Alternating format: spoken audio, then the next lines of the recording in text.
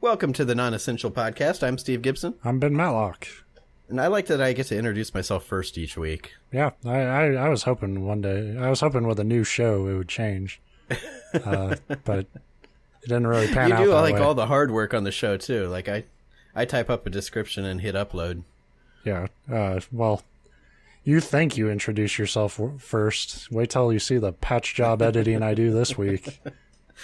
Welcome to the Non-Essential Podcast. I'm asshole. And then an hour goes by, and then it's like, I'm Steve Gibson, and then it cuts you off.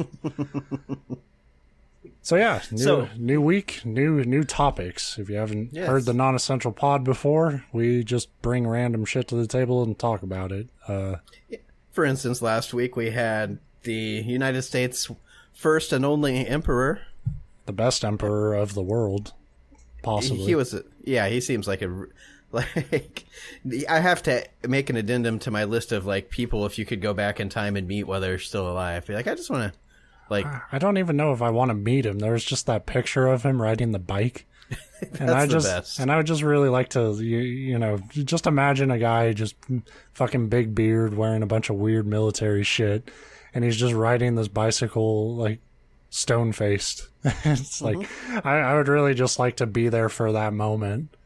It was like, wow, Josh Norton is the happiest emperor there's ever been. And then we completely swerved away from the glee of a crazy person who thinks he's an emperor and went to a dark, dark place. What was it? The Cecil Hotel? The Cecil Hotel and the disappearance of Elisa Lam. And then just the general history of the Cecil Hotel, which turned up to be just as fucked up as Alicia's death. So that's right the kind of thing that we do each week. That place is 15-0 as far as really fucked up things happening. And yeah, I didn't think about it. I need to check out the Yelp reviews. Amenities are okay, but fucking died. So all the soda machine had was Orange Crush, and I don't like orange soda. And that's the worst thing that happened to somebody on their trip. It's oh yeah, it's terrible. I couldn't get ice at midnight. It was terrible. But this week we got some new shit. And I kind of hinted at it on Twitter yesterday. My topic's a little bit more well known. If you follow serial killer stuff at all, you probably know about this guy, at least to some extent. Not because of his motives for killing or whatever. He kind of falls in line with a lot of the other people we've talked about. Where it's a lot more just straight up greed. But he became famous for his method of disposal. Cool. Today we're talking about the acid bath murderer, John George Haigh. So he murdered acid baths? Yeah. He was really a human hero, because he's these acid baths are coming for us. Time to die. I'm actually not sure if it's Haigh or Haig. It's Haigh. So I always thought it was Haigh. If I'm saying that wrong, you're going to really hate me by the end of the show. So yeah, he didn't have that serial killer, I'm doing it for the devil motivation, but he was in some ways maybe a little more fucked up and sick because of just how common murder was for him. But John George Haigh was born to a well-off conservative family in Yorkshire. He grew up with all the typical advantages of financial luxury, and he did well enough in his education to earn several scholarships. So up till the age of 25, he was living pretty well. By the age of 25, he got married, and then his life took a massive swerve when he got arrested and jailed for fraud. Upon his imprisonment, his new bride left him, and his family basically abandoned him. So yeah, it's the opposite of the support your loved ones in a time of need. It's support your loved ones while they're worthwhile, and then fuck them. Well, if you're a shitty liar, I can't have you around in this organization. You got to do fraud right, son. Yeah, that's not how we raised you. We raised you good in fraud. Wait until, because this won't be his first attempt to dip his toes in fraud. It's just the second attempt is a lot more noteworthy for how he gets caught. So yeah, he went to jail, and in 2 years in jail, he was released and he became a chauffeur in London. But he never really gave up trying to screw people out of money, often soliciting using the fake identity of William Adamson. He would sell fraudulent stock shares from his estates of dead, quote, clients at below market rates. So he was just making shit up, basically, and selling stock shares. Why is this piece of stock on a bar napkin? Yeah, basically. In my opinion, it's the perfect crime because I don't understand anything in that sentence. Right, it doesn't seem any different than, like, legit stocks. Like, right, we've talked about it before. Anytime you mention stock, like, I just go right to, like, the monkey with the symbols like Homer has in his head on The Simpsons. Like, there's not a more boring word in the world to me than stocks. So, it was the perfect crime, except when he was caught when a client realized he misspelled his fake name on a legal document. So, he couldn't keep track of the S's in Adamson, I guess, or like... I would think he must be bad at fraud, though, because, like, we've all had that where you're in a hurry and you just, like, start to scribble your name and or at least I can't say we all, but I've done it where, like, you get into the cursive letters and you just, like, make one too many bumps. You're just like, oh, fuck it. It's close enough. Well, yeah, he's really bad at this shit. Because, like, this ended up meaning he had to do 4 more years of fraud while he contemplated his fuck up. And it's like, to me, I say the fuck up is remember how to spell your fake name if you're going to lie to people. For John, or at least, like, get good at explaining it away. Like I said, be like, oh shit, I was in a hurry and I wasn't paying it. But even whatever. That, like, just you're lying. Like, like, keep up with your own lie. Like, you don't even have to do that much. You always say, like, you see, like, shows like Breaking Bad where the main character's like, oh, I can't keep all the lies together. Or whatever. Like, this is not that complicated. Remember your fake name, and then it will never come up again. So yeah, I say that was his big mistake. John George Haigh believed that his big mistake was leaving his fraud victims alive. Oh, well, yeah. Yeah, so he began to come up with ways to dispose of any witnesses. I don't know how he did it, but he managed to, like, get acid into jail and started testing on, like, mice. I imagine it was way simpler than what any it was probably just like, yeah, I want to learn chemistry. Can I have some acid? And they were like, sure. Apparently. Education's good, so here you go. Like, I guess in prison he researched the case of a George Alexander Surrey, who became, like, so here's the thing. This guy's nicknamed, like, the acid bath murderer. He wasn't even the first to dispose of people this way. This guy Surrey did it, but his crime was a lot more of, like, a straightforward fraud. Like, I think he only killed, like, 1 or 2 people to get, like, insurance money or something. The only thing really notable about Surrey that I could find was that at his execution, he was the last person to be guillotined in the province he was tried in. So on his execution, the guillotine dropped halfway and jammed. And, like, frustrated, Surrey yelled at the guards, like, imbeciles, be quick, can't you? And well, yeah, I mean, it would be, you get yourself steeled for that moment, and then it's just like... It took them 10 more minutes while Surrey was just stuck on the chopping block to get the thing back up and get it working again. So I just imagine this, like, if you see a picture of him ever, he looks like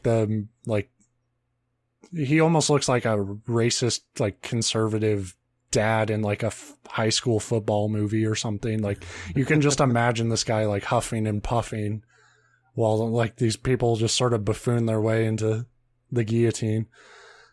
But anyway, yeah, so John George Haigh spent his 4 years in prison dissolving mice, and he was calculating, all right, if a mice dissolves this quick, then how long would it need for a human in a barrel to be taken out? And then he was released back into the world. And,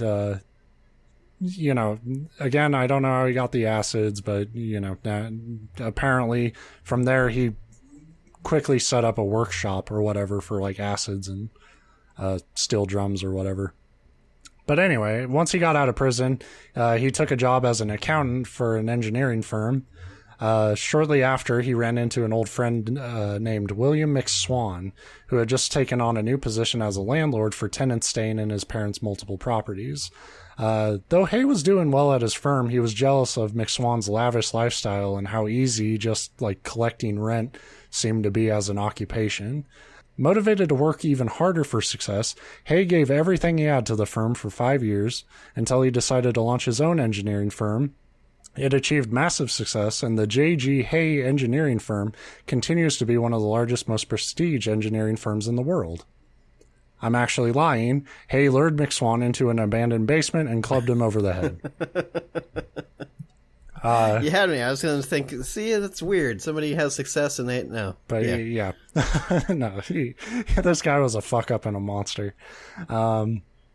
He dumped McSwan's body into a 40-gallon drum and filled it with sulfuric acid, and after 2 days, the body was just 100 pounds of sludge that got poured down a manhole. Haigh took over McSwan's landlord duties, because apparently you could just do that. Like, you could just, like, oh, he's gone, but I'm in charge. And that was how easy it was to, like, commit fraud. Right. He told McSwan's parents that the man had ran away to avoid the draft.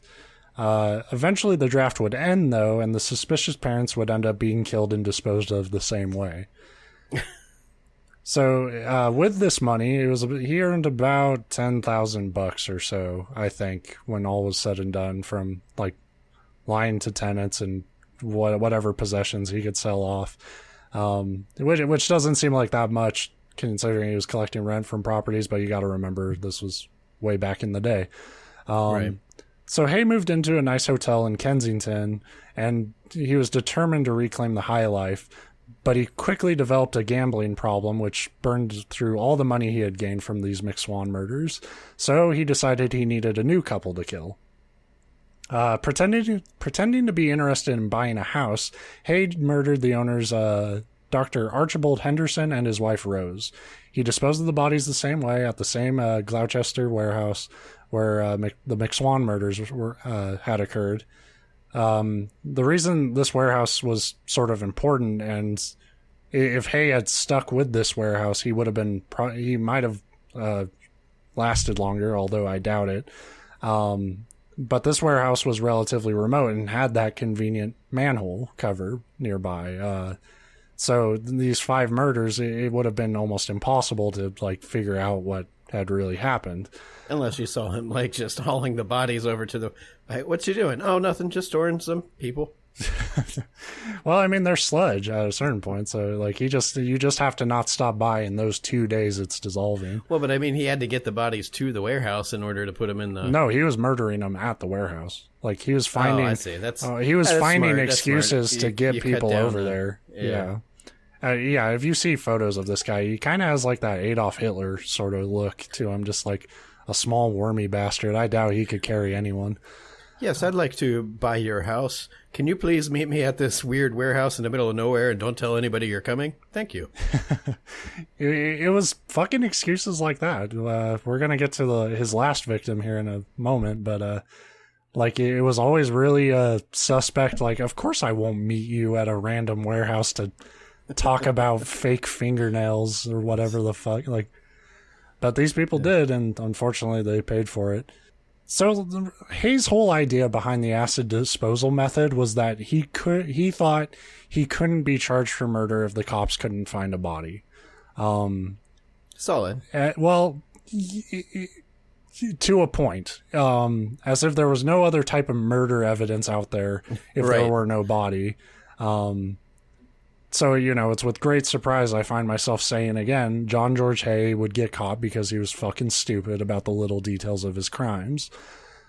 So we come to his last victim. It was Olivia Duran Deacon, who was a 69-year-old widow who lived in the same hotel as Haigh. They were friendly acquaintances, and she was very wealthy. So immediately caught John's eye. So she went to meet with Haigh at his workshop to discuss these artificial fingernails and was never seen again. After a couple of days, Olivia's friends were worried about their missing friend, and one of her friends, a Constance Lane, went to the police station to report her missing. The person who came with her to make the report, John George Haigh. Of course. So this fucker is getting like really confident, like, because he's like, oh no, I'll file the report with you. Well, yeah, you feel like that'll throw suspicion off of you, because why would you do that? But wait until you see, because he's not trying to throw off suspicion. Because the police immediately were suspicious of Haigh when he came in. So they searched his hotel room and his workshop. And in the hotel room, they found a cleaning receipt for the fur coat that Olivia had coincidentally been wearing that day. And papers referring to the McSwans and the Hendersons. At the warehouse, they found acid containers, a steel drum, a pump, and a revolver. When asked about this evidence, Haigh reportedly told the inspectors directly, Mrs. Duran Deacon no longer exists. She has disappeared completely, and no trace of her will ever be found again. So he literally just thought, like... Yeah. It's like he got some of that... my dad's drinking buddies all sit around and they're like, yeah, if you ever get pulled over for being drunk, just refuse to do the breathalyzer and don't give him your license. It's like, that's how you get arrested immediately. Right. If, like, you don't... Jesus Christ. So when he says that, and then they ask what happened to her, and he said, I have destroyed her in acid. You will find sludge that remains at Leopold Road. Every trace of her is gone. How can you prove murder if there is no body? Well, basically, you just confessed. So that goes a long way towards... So the important thing to note in that is that this is between the last murder and this one, he moved up to this new warehouse in Leopold Road. And this warehouse didn't have the convenient manhole cover to dump human sludge down. But yeah, so he's telling the cops this. Like, it's amazing to me that he was this confident, because he got inspired to kill people this way by reading about the story of a guy who got fucking caught dissolving people this way. Like, so he, like, this dipshit did not understand fuck all about getting away with murder. So, Dr. Keith Simpson, a Scotland Yard pathologist, was sent to the new workshop to retrieve what remained of Olivia and find more evidence. He found spattered bloodstains on one of the walls, a pool of yellowish white sludge on the side of the building, which he suspected were the final remains of Duran Deacon. So Haigh, not having the convenient manhole cover, just said fuck it, I guess, and just dumped it outside. So it's fucking gross, but it's also like not... Why go through all the issue of like dissolving people if like you're not gonna...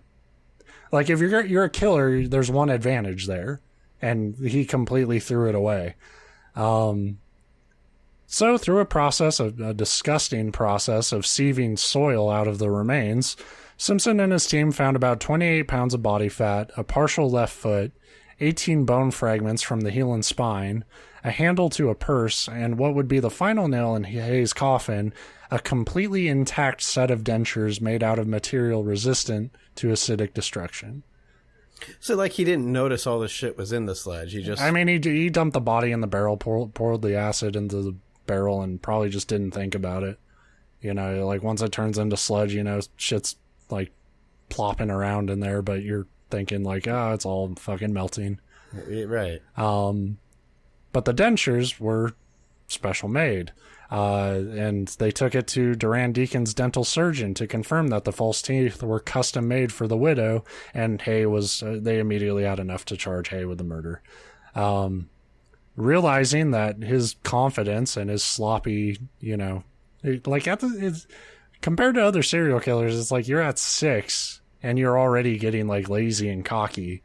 And he just completely fucked himself as far as any sort of like chance to get away with it or defend himself.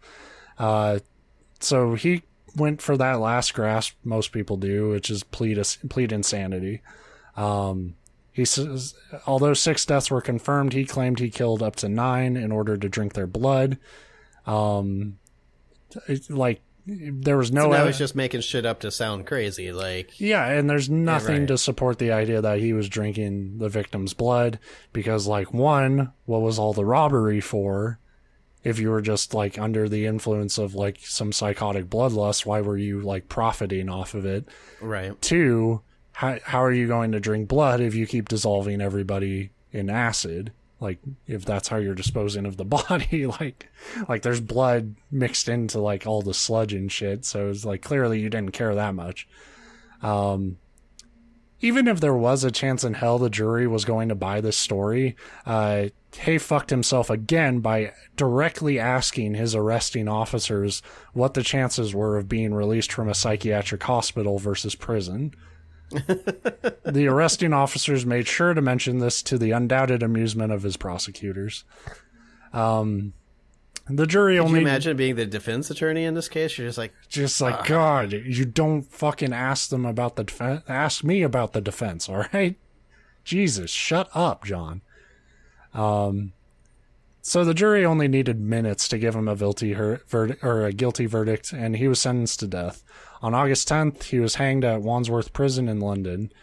You know, that's the story, but like, it is interesting to note, like, acid disposal still exists in murders today.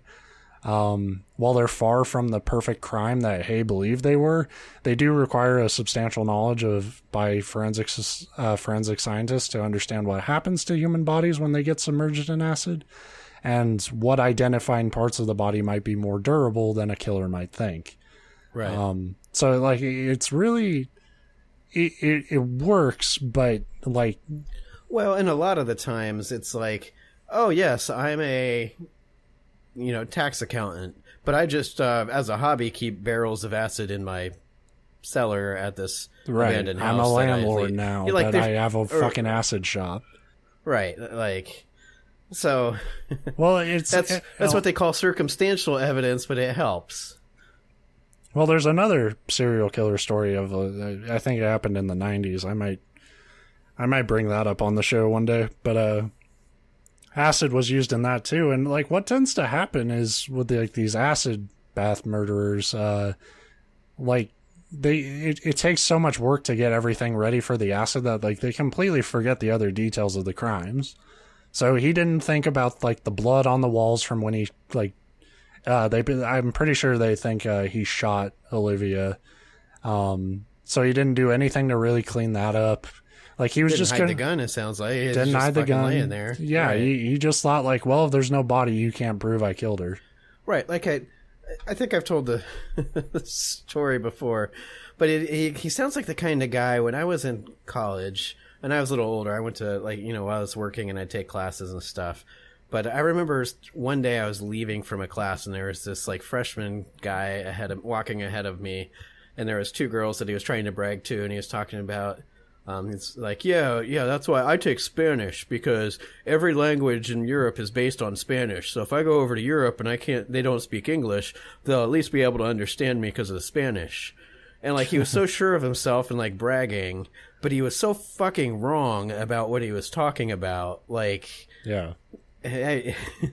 And so this guy seemed to have the same thing where he's like, yeah, if you don't have a body, you can't charge me with the crime. And that one fact alone led him to not give a shit about anything else, because he was so sure that one thing meant he would never ever be able to be charged. Right.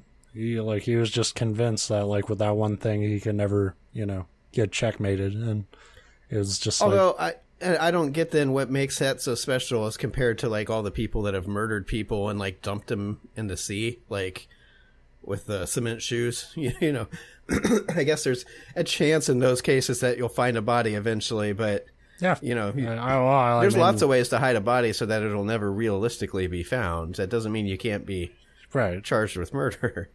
Yeah, and I mean, like, that probably, the mob days of like tying a body to fucking heavy chains and chucking them in the ocean it probably wasn't as widespread in his day, but like, yeah, it's just like his confidence and stuff, like when he was so bad, he was so shitty at every fucking crime he ever committed, and like the idea that he would ever like go into a police station and be cocky like that, it was just like, man, fuck you imbecile, like. Yeah. So yeah, that's the acid bath murderer. A fun fact about him, I didn't know who he was until they put him in that video game, Clock Tower 3, as like one of the bosses in that game. Like there's like the bosses in that game are based off of like real murderers, but they just like completely like go the like cartoonish like.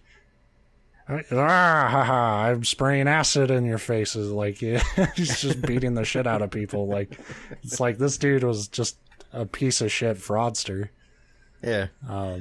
Very bad one. Yeah. Now I'm picturing that meme with the guy sitting at the table that says, the change my mind meme. And it's like, I cannot be charged with murder without a body. Change my mind, or something like that. It's like the cops are like, okay.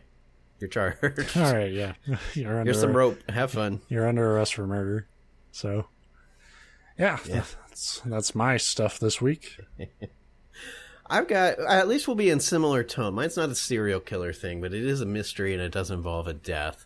And it's kind of well known, but it's one of the neater and still like ongoing mysteries. But on December 1st, 1948, a body was discovered on Somerton Beach in southern Australia. It was a man likely in his 40s. He appeared to be in great shape, except for, the being dead part. He was well-dressed in brown shoes and pants, a white collared shirt and striped tie, a brown pullover, and a nice coat jacket. There was a unlit cigarette laying on the coat collar, presumably, having fallen from his mouth. He had a comb, a pack of cigarettes, some matches, gum, an unused railway ticket, and a bus ticket that they couldn't determine if it had been used or not. There was no wallet and no personal identification of any kind. All the tags had been removed from all the articles of clothing that he was wearing. Yet there appeared to be no physical wounds or obvious signs of foul play. The body was found reclining on the beach, his head propped up against the beach wall. Witnesses reported seeing the man there in the same position the night before. One couple said that they had seen the man move. Specifically, he had stretched his arms out to the side and then letting it fall limply into the sand. One couple believes that two boys were standing right next to him, moving his arms to make with it strings, saying, "Dance, puppet, dance." No, I was going Weekend at Bernie's. But... Bernie's, right. Another couple said that they didn't recall seeing him move. They had even joked that he must be dead because he wasn't swatting at the mosquitoes, but they ultimately figured he was either asleep or drunk or both, so they didn't investigate. Which hey, seems you're being like eaten it's by like mosquitoes.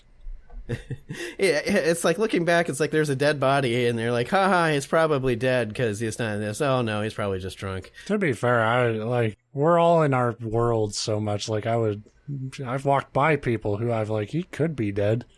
Yeah. Yeah. I'm not going to go up and say hey buddy, you not dead? Maybe you should. Maybe the right thing to do would be to do that. But I'm not, I think it's funny that this couple gave this statement to the police, but I would have done the same thing. Yep.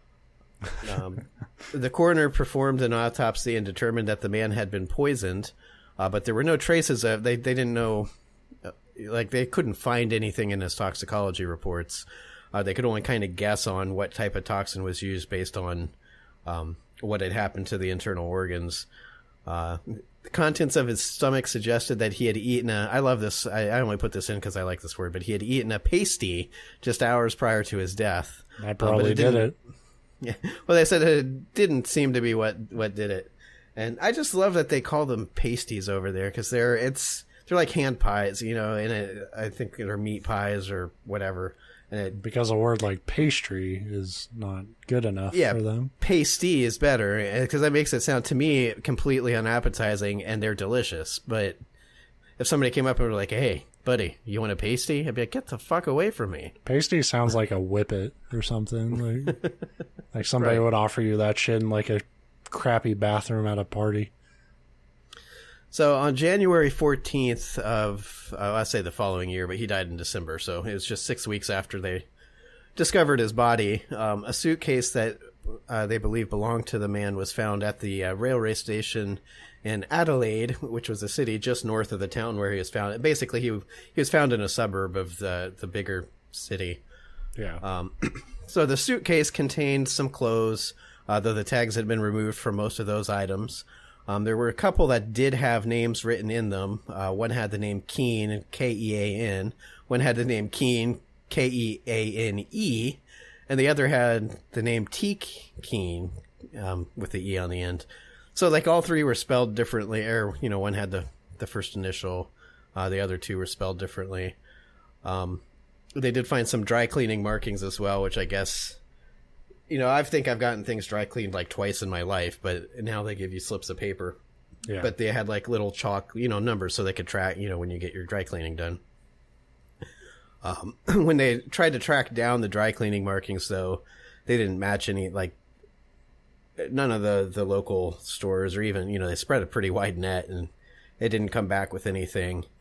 And the name, Keane, didn't match any missing persons report from any English-speaking country. They were, at this point, they were checking all over the place.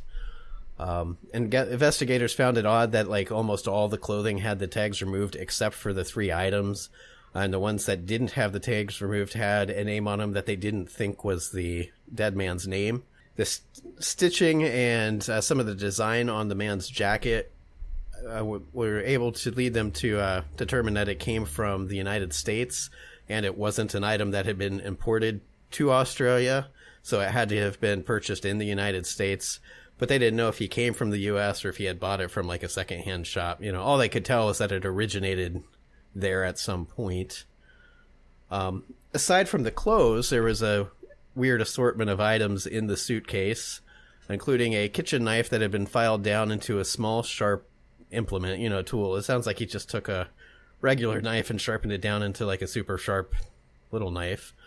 A pair of scissors that had the points sharpened, an electrician's screwdriver, and a block of zinc.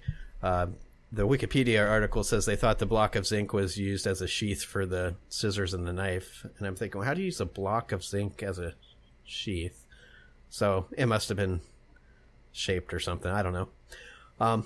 And orange waxed thread that was an unusual make. It was a kind of thread that you couldn't just buy just anywhere. So you'd think that would...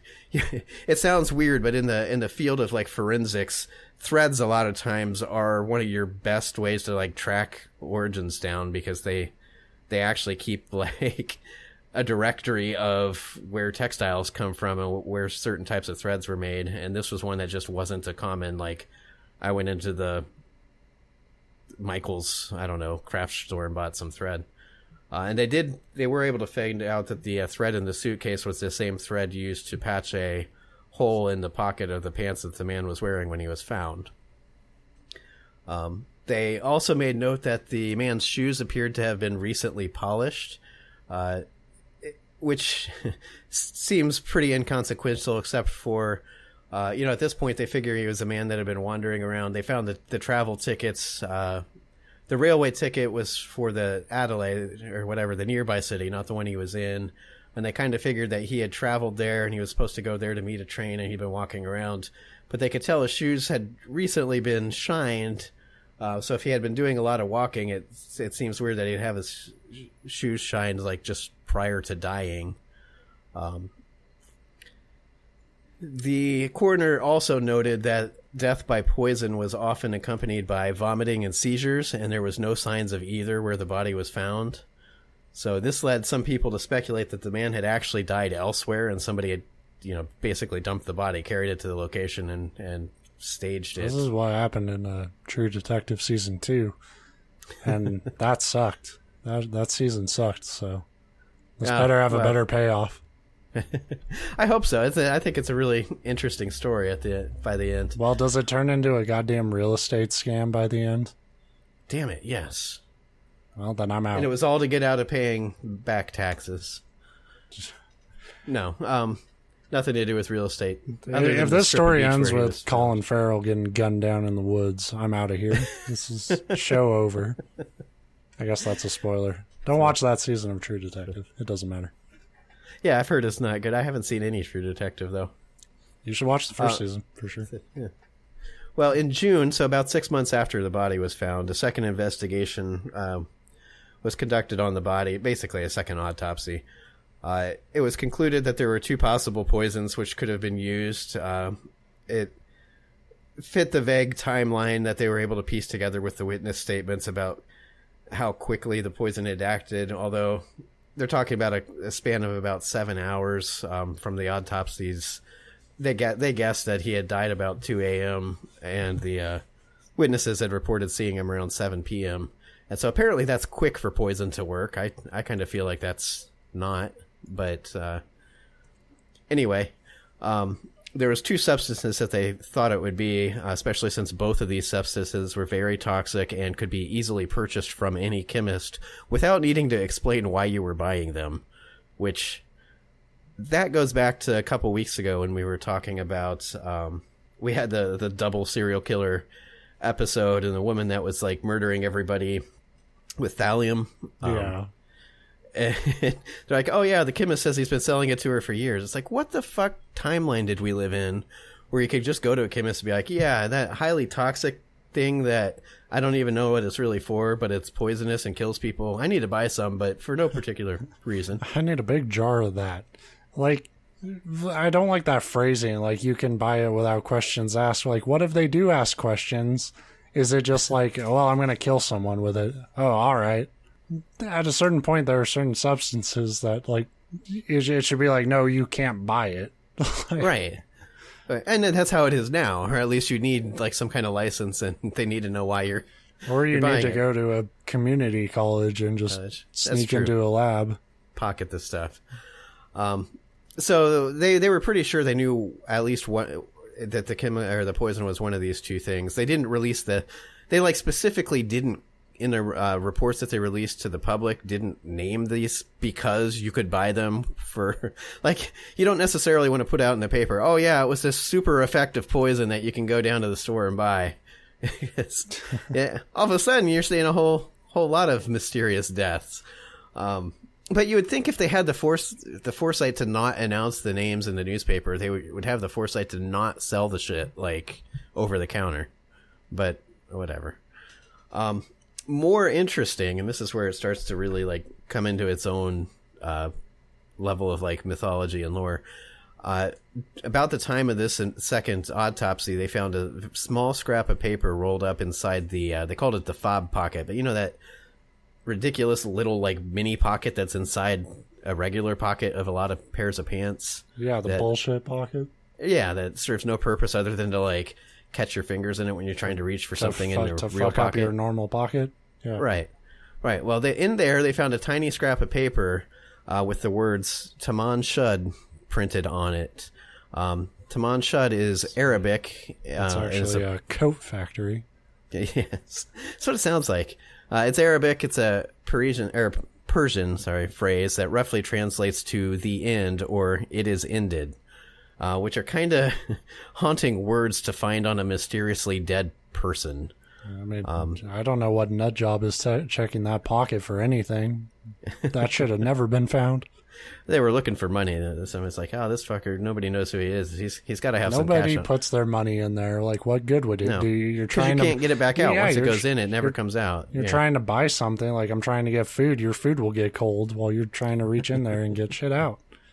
So these words, they were actually printed. It wasn't like handwritten on this paper. It was printed.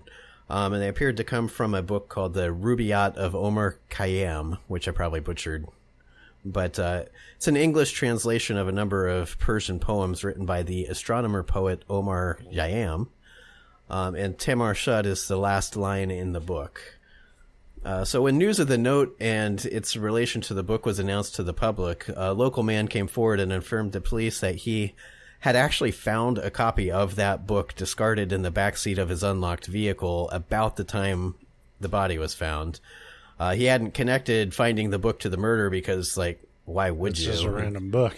Right. Like, everybody was talking about the murder and you found a book, but, like, why the hell would those 2 things have anything to do with each other? Like, again, I'm not saying this guy's an idiot. I would have never put 2 and 2 together. Why would you? When they investigated the book, they found that it was indeed missing the last page, which should have contained the phrase Tamam Shud. Later, I think I had read in the 50s, but I didn't go back and double check because I didn't really care that much. But at some points, they did perform microscopic analysis of the book and the note found on the dead man, and they were able to confirm that they came from the same book. So the book that this guy found in his car was the book that this phrase came from that was found on the dead man. That gave him like their only other real clues to his identity, because inside the book they found indentions where somebody had, presumably the dead man had written something, the classic Sherlock Holmes thing where if you write a note but you do it atop another piece of paper or something, you can see the imprint of what was written like just in the paper. Mm-hmm. So they were able to find on the inside back cover, there was an unlisted phone number, which is... It seemed weird that they called it unlisted phone number because you don't usually list, you're writing a phone number down. I don't like list name and address and stuff necessarily. Anyway, there was a phone number. There was another another number that they didn't know what it meant. And then there was a series of texts that appeared to be in code. You can find copies of it online. It's a well-known mystery, but to this day, this was back in the 40s. They're all just like gift codes, like. This is all just an advertisement for Amazon's fucking Cyber Monday sale. That's what they look like. You can find them online, and to this day, nobody has ever been able to figure out what they mean, if they even mean anything. It's just random letters, and there's a couple scratched out and whatnot. They've sent it off like they had military like ciphers try to figure it out, or decryptors or whatever, and all sorts of professors and a lot of people have taken a crack at it, but nobody knows what it means. However, the phone number in the book happened to belong to a former nurse who lived in the town where the man was found dead. Her name was Jessica Thompson, and she had worked as a nurse during World War II. During that time, she met a lot of soldiers, including one named Alf Boxell, which is a fun name, Alf.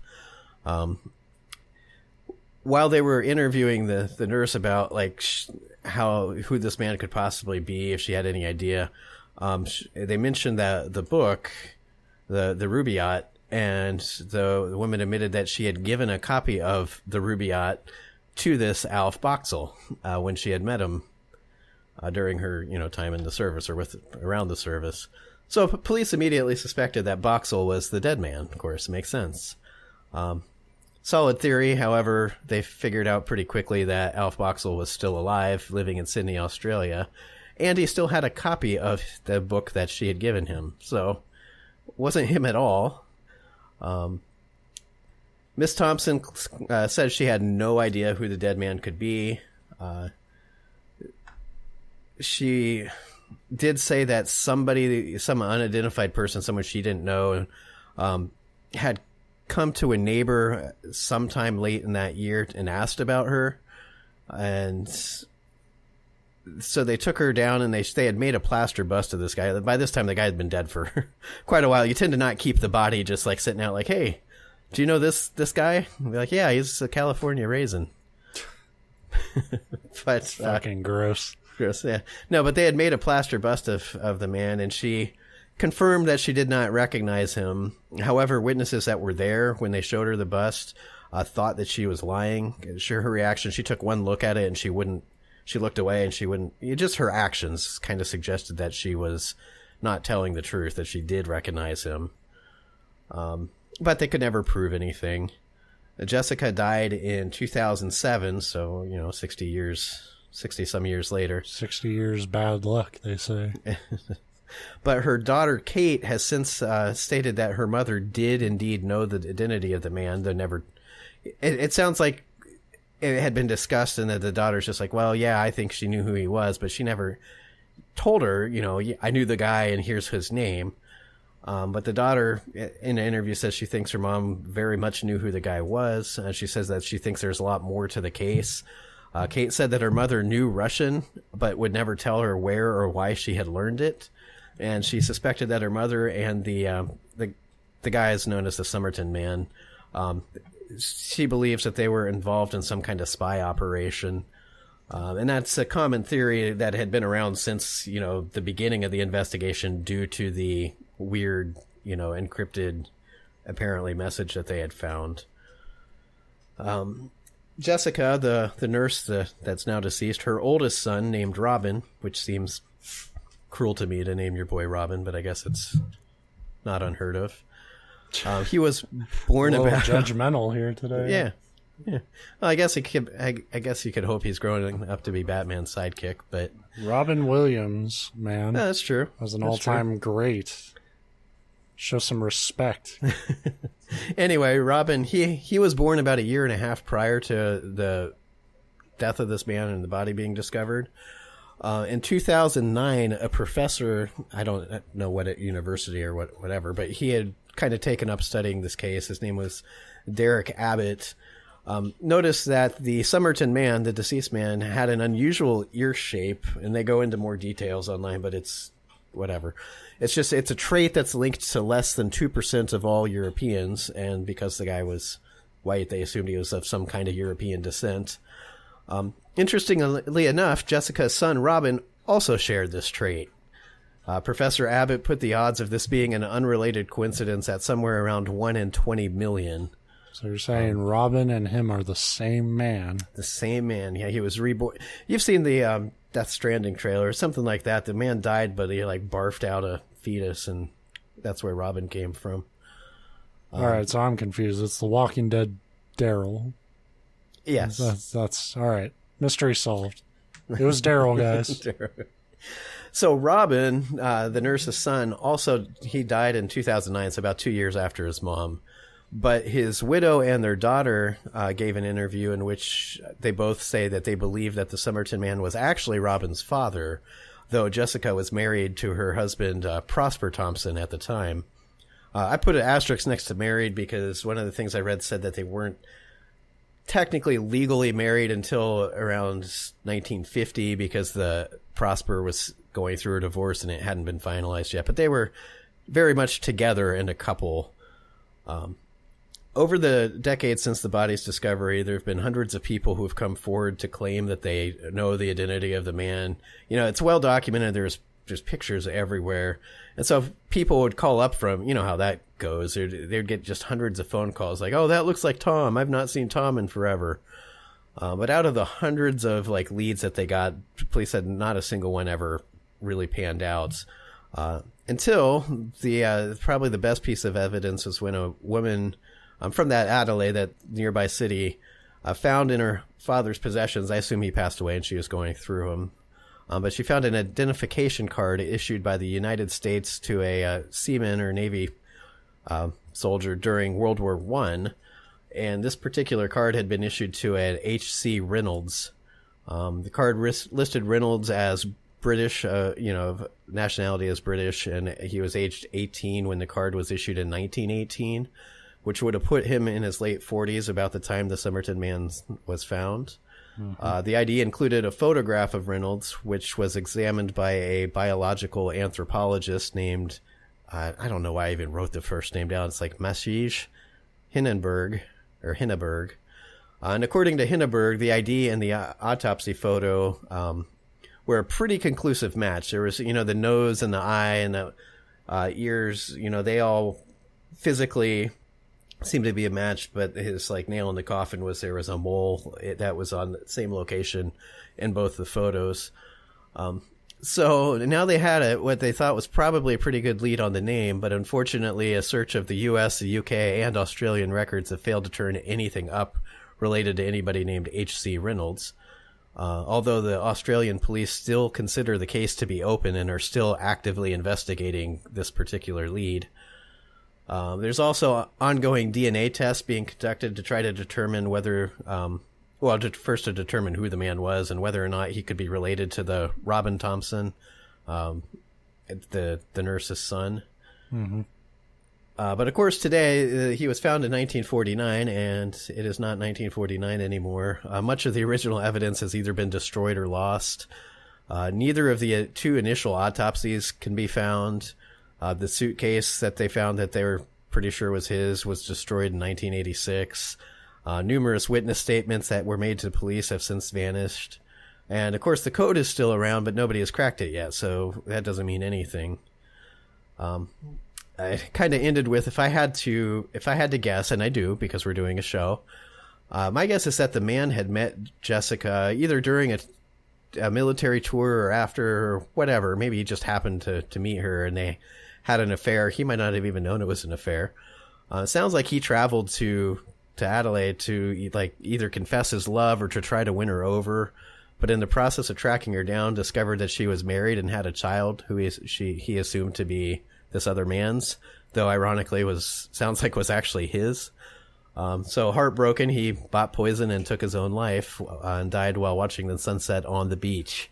That'd be my guess, because it's kind of that like tragic romantic suicide thing. I don't know. that's or he was a super spy from Russia and his apparently was not compromised because fucking lost. I don't really have much to say to that story. It's just a lot of information and then like kind of it's not just really weird. any sort of conclusion to really draw from it beyond like, well, that's weird.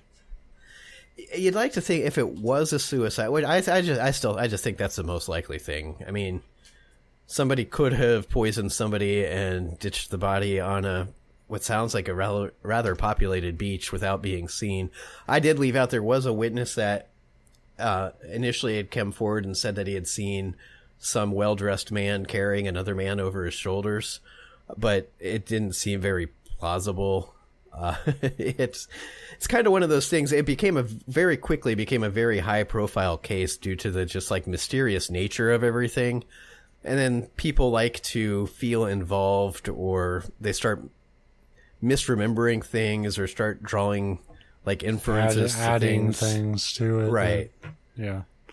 Right. Which is what I would have thought about the guy that found the book, except for they were able to prove like how that'd be kind of weird. You just find a random book in like your front yard and you're like, oh, that's weird. And then you're like, oh, by the way, one passage of it was found in the pocket of a dead man that we don't know who he is. You're like, oh, well, here, you can have the book. Like, yeah. I want nothing to do with this. And like I said, I think the thing that makes everybody like all these, there's all sorts of fantastical theories about what happened. The most common, though, is the spy thing. And then that all goes back to that note with the weird, like, scrawled letters. But if we talked about like depression and suicidal stuff last week with Elisa Lam, although I don't think she was suicidal.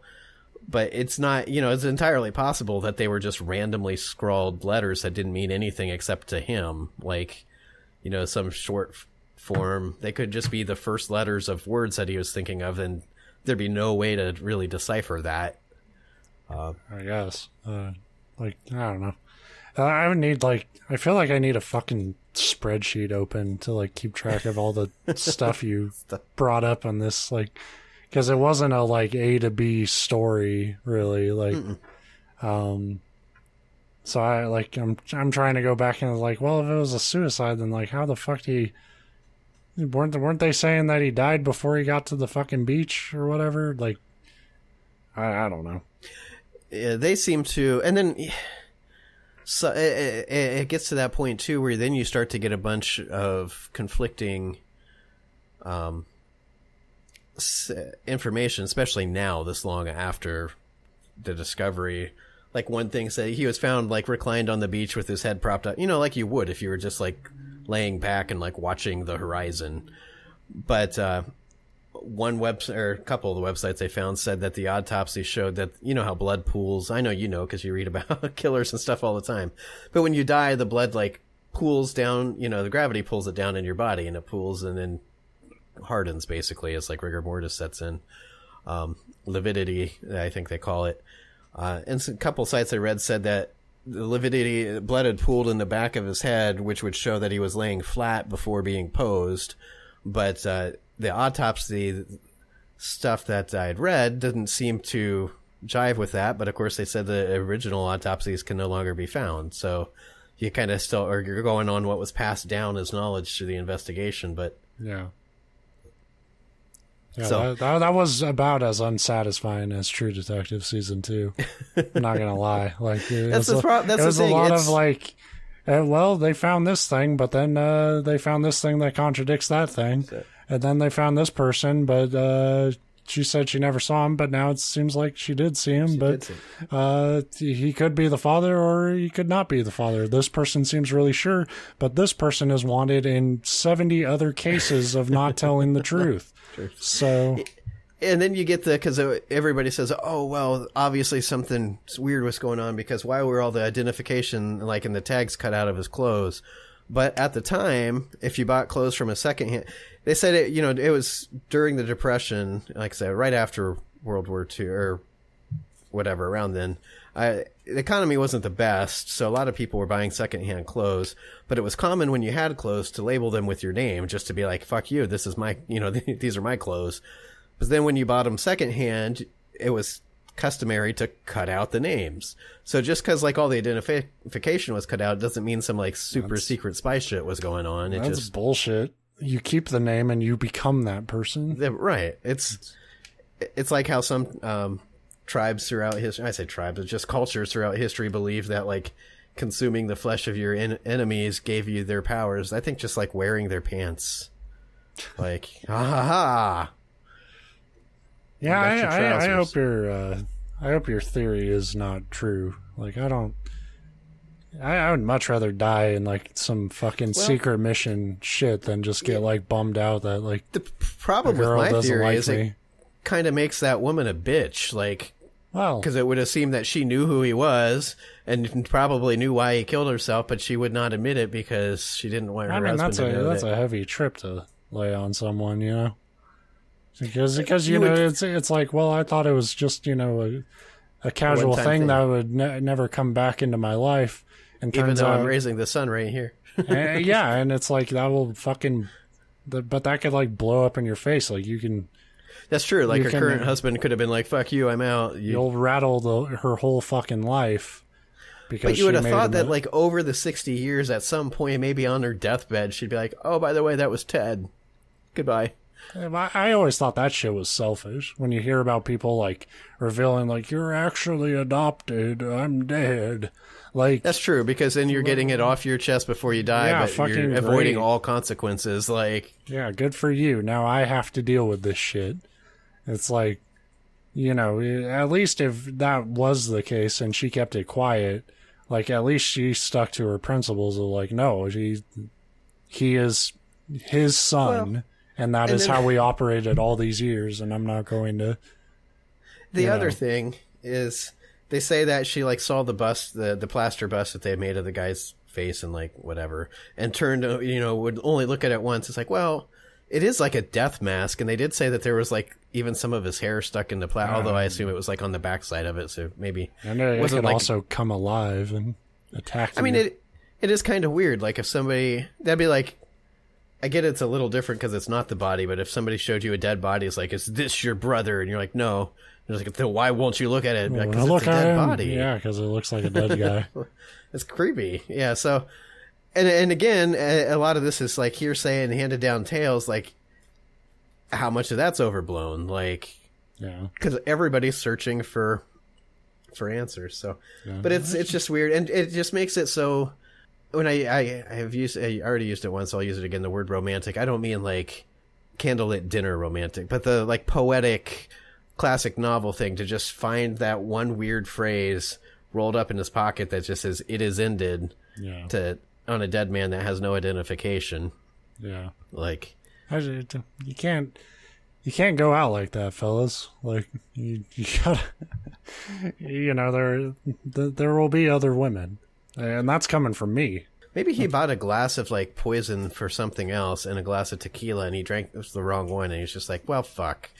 It's like, well, now I'm going to go out just chilling on the beach. I know when I just binge drink, I usually put a "it is ended" note in my pocket. That's actually a pretty good idea. I might start doing that. Yeah, just everywhere you go, just in case something odd happens to you, it just... increases the mystery. Yeah, if I go out, I would totally... It would be worth people never figuring out what actually happened to put them all on a fucked up mystery. I think, to just be like, well, he had this note, it must be a clue. It's like, no, I'm messing with you. I've always said that, like, when I die, I want to be buried in the middle of the woods somewhere with just a bunch of random artifacts, like, from different time periods all together. so that in like hundreds of years when your body's found, it just stumps the fuck out of archaeologists. Like, I want to be buried on top of somebody else's grave, like that just way they'll above never their be found. casket, Yeah. and like, yeah, ha. I beat you bitches. I'm in front. So, yeah, that's what I got. The Somerton Man, mysterious death. It'll probably never be. Everybody loves it. You know, as humans, our favorite thing is like a mystery that will never be solved. It's like the movie that. But why poison? Like I that's somebody not thinking, because they like, you think, oh, poison, it'll be peaceful or whatever. It's like, no, poison sucks. Like that's one of the coroners commented that the one couple that says they saw him like stretch out his hand and then like let it fall back down, that could have been his like death convulsion, like where you're just like reaching out, like just grasping for life. So yeah, that's not. I think we picture it as like the peaceful, clean way to go, and it's not. I mean, if you've ever drank anything that like tastes like shit and makes your stomach feel bad, multiply that by 100 and then put death at the end of it. You're like, no thanks. That's there's a reason your body will tell you immediately, like, you just drank some poison. But yeah, that's non-essential pod this week. Goddamn, that was not satisfying. I'm pissed about it. We'll be back. Then they melted his body in acid. There we go. It ties all together. We'll be back next week with 2 more stories about shit that probably didn't get solved either, because nothing is solved in this world. Unsolved mystery. I mean, non-essential podcast. Non-essential mysteries.